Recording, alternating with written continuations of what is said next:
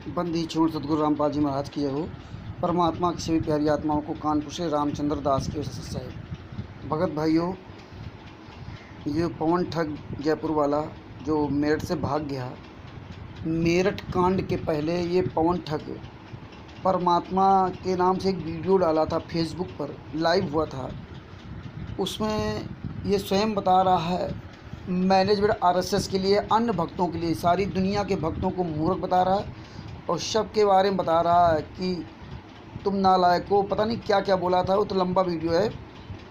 इसमें ये बता रहा है कि देसी घी का हलवा राम का आप लोग खाओ, बूंदियाँ देसी घी आप खाओ, और लेटरिन सूंघे तुम्हारा बाप, 10 बाई 12 के कमरे में रहे तुम्हारा बाप, तमाम तरह की बातें कर रहा है।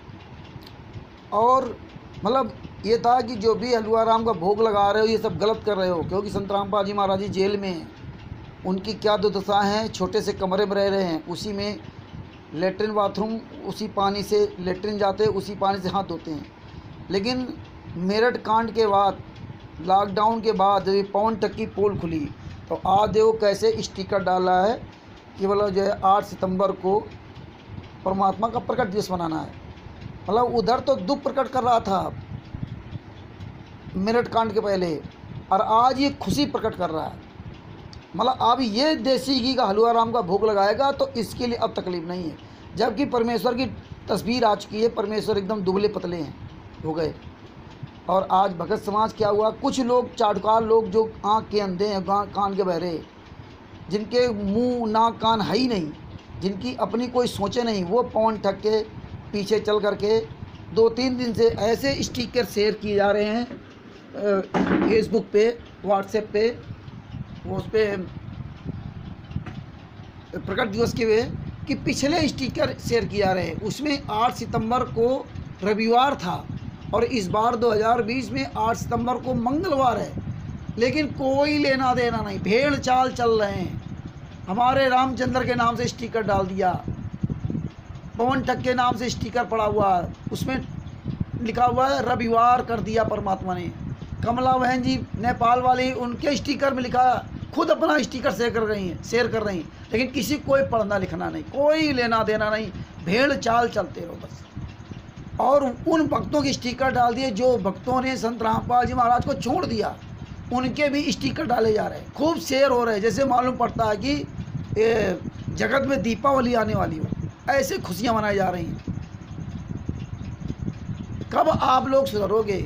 नहीं सुधरोगे आप लोग। ज़िंदगी भर आप लोग ऐसे गुलामत करते रहो दूसरे की। परमेश्वर ने गुलामत से छुड़ाया था, लेकिन तुम लोग ऐसे गुलामत करते रहो। पढ़ लिख गए हो ना थोड़ा बहुत ज़्यादा, और थोड़ा कमाने लगे हो, 2-4 पैसे ज़्यादा मिलने लगे तो सोचते हैं परमेश्वर की बड़ी दया है, इसीलिए आपकी बुद्धियाँ भ्रष्ट हो गई। विनाश काले विपरीत बुद्धि। तो भगत भाइयों, ये देखिए किस तरह स्टिकर शेयर किए जा रहे हैं। अब देखना इसमें पवन ठग क्या बोल रहा था मेरठ कांड के पहले, लॉकडाउन के पहले, पवन ठग की पोल खुलने के पहले क्या बोल रहा था। और आज जो है ना, कुछ अंधे लोग उस पवन ठग दोगले की बात को ना सुन करके आज जो वो कर रहा है वो बातों को कर रहे हैं। तो ये भगत जी पहले ये पवन ठग की वीडियो सुनिए। सच साहिब, जय हो बंदी छोड़। हरियाणा सरकार ने इस कांड को रुकवाने के लिए कितनी कोशिशें की, दास वीडियो बना चुका है। ट्रू वीडियो चैनल पे जाके देख लेना, यूट्यूब पे आपकी आंखें खुल जाएंगी। तो एक तरफ तो नंबर 1 हरियाणा की सरकार को ट्रोल करके, आईजी अनिल राव और मनोहर लाल को ट्रोल करके किस कदर इन लोगों को नीचा दिखाने की कोशिश की है। गुरुजी का नाम लेके कि कांग्रेस को जिताना है, बीजेपी को हराना है। इन लोगों ने गली गली में घूम घूम के कांग्रेस के कुत्तों की तरह गली में अपने गले में पट्टा डाल के, कुत्ते की तरह पट्टा डाल के कांग्रेस का और बीजेपी को हराने के लिए। बीजेपी मेरी कोई माई बाप नहीं है, लेकिन मैं सत्य कहूंगा, जो सत्य है वो सत्य है। ना मैं बीजेपी को वोट देता, ना मैं कांग्रेस को वोट देता। मैं सपोर्ट केवल अपने गुरु को करता हूं और किसी को नहीं करता, सच्चाई को करता हूं। लेकिन मैनेजमेंट वालों ने गले में कुत्ते की तरह पट्टा डलवा के कांग्रेस वाला और तुम लोगों से बीजेपी के खिलाफ प्रचार करवाया। यानी हरियाणा की सरकार को तुम्हारे गुरु के खिलाफ खड़ा कर दिया, खिलाफ। और दूसरी तरफ कहते हो, सरकार से हाथ जोड़ते हो कि हमारे गुरु की सीबीआई जांच कराओ, हमारे गुरु को न्याय दिलाओ। अरे एक तरफ तो तुम सरकार की बदनामी का कारण बन रहे हो, तुम सरकार का गला घोट रहे हो, और दूसरी तरफ उसी सरकार से याचना करते हो कि संत रामपाल जी की सीबीआई जांच कराओ। तुम अंधे हो चुके हो भक्तों, अंधे। नंबर 2, प्रशासन को परेशान करके, नंबर 1 प्रशासन को परेशान करके, नंबर 2 न्यायपालिका को परेशान करके। न्यायपालिका कौन? जज और कोर्ट। तुम लोगों को माध्यम बना के एक नई पुस्तक निकाली है इन गद्दारों ने, सरासर अन्याय, जिसमें देशराज चालिया के खिलाफ लिख के, अन्य जजों के खिलाफ लिख के, कोर्ट और जुडिशरी प्रशासन के खिलाफ लिखकर हिसार कोर्ट में, चंडीगढ़ कोर्ट में वो पुस्तकें बंटवाई गई, उन जजों के पास पुस्तकें पहुंचाई गई। और उन पुस्तकों में क्या लिखा हुआ है? भक्तों तुम अंधे हो, तुम कभी पुस्तक खोल के नहीं देखते। अरे तुमने आज तक ज्ञान गंगा को पूरा नहीं पढ़ा, जिससे मानव का उद्धार होने वाला है। तुम लोग ये सरासर अन्याय पुस्तक कहां से पढ़ोगे? तुम तो अंधे बने बैठे हो, तुम तो आदेशों के गुलाम हो। तुम ज्ञान के गुलाम नहीं, तुम आदेशों के गुलाम हो, आदेशों के गुलाम। तो नंबर 1 प्रशासन को परेशान किया, नंबर 2 न्यायपालिका को परेशान किया, जजों के खिलाफ पुस्तकें लिखवाकर, जजों के खिलाफ लोगों को भड़काकर, जजों के खिलाफ सोशल मीडिया पर टैग चलाकर, ट्विटर पर टैग चलाकर, पोस्टें डालकर, यानी संत रामपाल जी महाराज जी का न्यायपालिका से भी रास्ता बंद कर दिया गया है। न्यायपालिका से भी सारे रास्ते बंद कर दिए गए हैं। नंबर 1 प्रशासन से कर दिया गया, नंबर 2 न्यायपालिका से कर दिया गया, और नंबर 3 जेलर शमशेर सिंह दैया, जिनकी कस्टडी में संत रामपाल जी महाराज हैं। अगर वो परेशान ना करेगा तो भी तुम अंध भक्तों के लक्षण देखकर, तुम अंध भक्तों की करतूतें देखकर, तुम्हारे उल्टे कुकर्म देखकर वो परेशान करेगा, क्योंकि हर क्रिया की प्रतिक्रिया होती है। और भगत यदि कोई क्रिया करेगा, उसकी प्रतिक्रिया उसके बाप को झेलनी पड़ेगी, उसके गुरु को झेलनी पड़ेगी। तो क्रिया तुम करो, गालियां प्रशासन को तुम निकालो, गालियां जजों को तुम निकालो, गालियां मंत्री को तुम निकालो, पोस्टें सोशल मीडिया पे तुम डालो, और नाम किसका? संत रामपाल जी महाराज जी का। तो क्रिया तुम करो और प्रतिक्रिया झेले तुम्हारा बाप, डंडे खाए तुम्हारा बाप, हिसार जेल में कष्ट उठाए तुम्हारा बाप, 10/12 की कोठरी में बैठ के लैट्रिन की हिसार की पुण्यात्माओं, बीच में फोन आ रहे इसलिए दास थोड़ा डिस्टर्ब हो रहा है। तो हिसार जेल में बैठ के और कष्ट सहे तुम्हारा बाप संत रामपाल जी महाराज। बाहर मजे करो तुम, बाहर देसी घी के हलवे खाओ तुम, भंडारे करके देसी घी के बूंदिया खाओ तुम, सोशल मीडिया पर टैग करके फेमस हो तुम, और उस गलती की सजा, तुम्हारी गलती की सजा, तुम्हारी क्रिया की प्रतिक्रिया तुम्हारा बाप सहेगा। इससे बड़ी गुरु गद्दारी कोई नहीं हो सकती। इसीलिए वो परमात्मा दुख होता है यहाँ पे, इसीलिए वो परमात्मा दुखी होता है, हर बार वो रोता है। वो सत्संगों में इसीलिए रोता है कि पुण्यात्माओं, मैंने इतना ज्ञान दिया कि तुम्हें, मैंने इतना तुम्हारे को तत्व ज्ञान दिया, लेकिन तुम लोगों ने मेरे उस तत्व ज्ञान की मिट्टी पलीत कर दी। तुम लोगों ने, तुम लोग जरा भी नहीं समझ पाए कि मैंने तुम्हें क्या ज्ञान दिया। मैं तुम्हें भगत बनाने आता हूं, मैं तुम्हें इंसान बनाने आता हूं। परमात्मा कहते मानुष से देवता किया करत न लाई बार।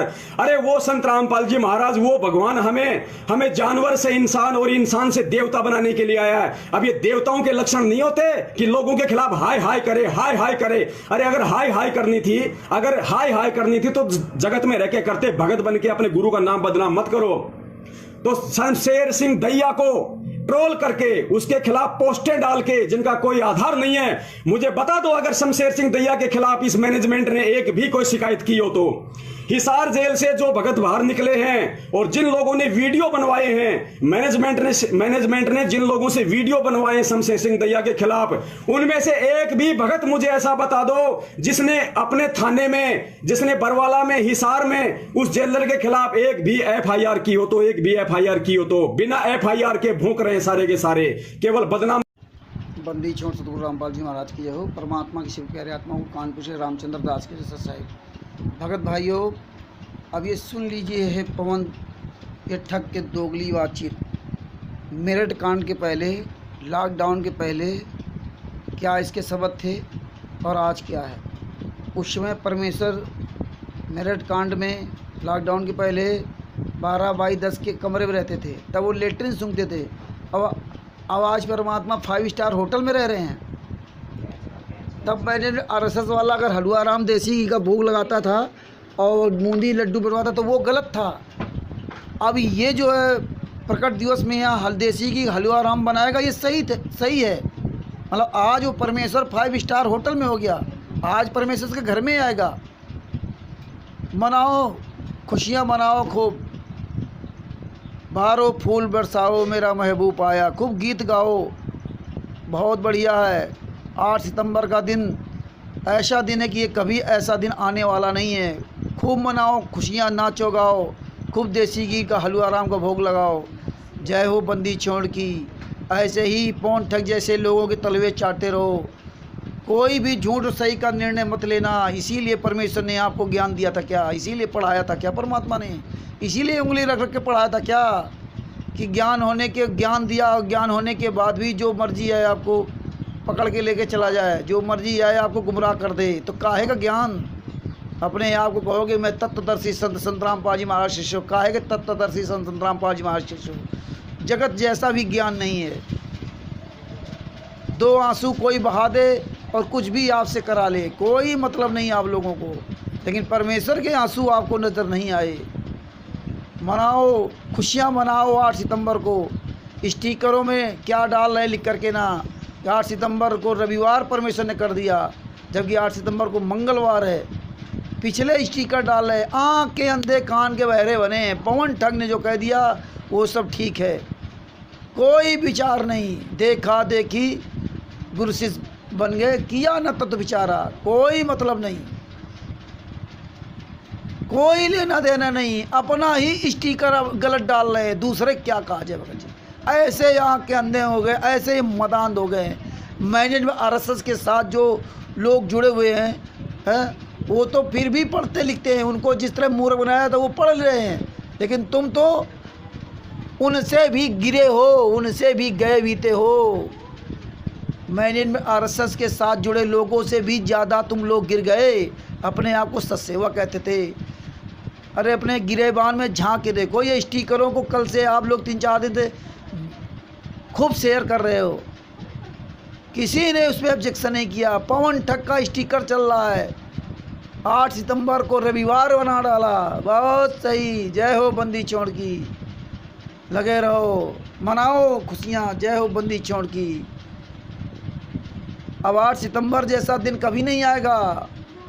14 नवंबर भूल गए 2014, 18 नवंबर 2014 नहीं याद है, 16-17 अक्टूबर 2018 सब भूल गए। मनाओ खुशियाँ। सब बंदी छोड़ देख रहे हैं। बंदी छोड़ सतगुरु रामपाल जी महाराज की जय हो।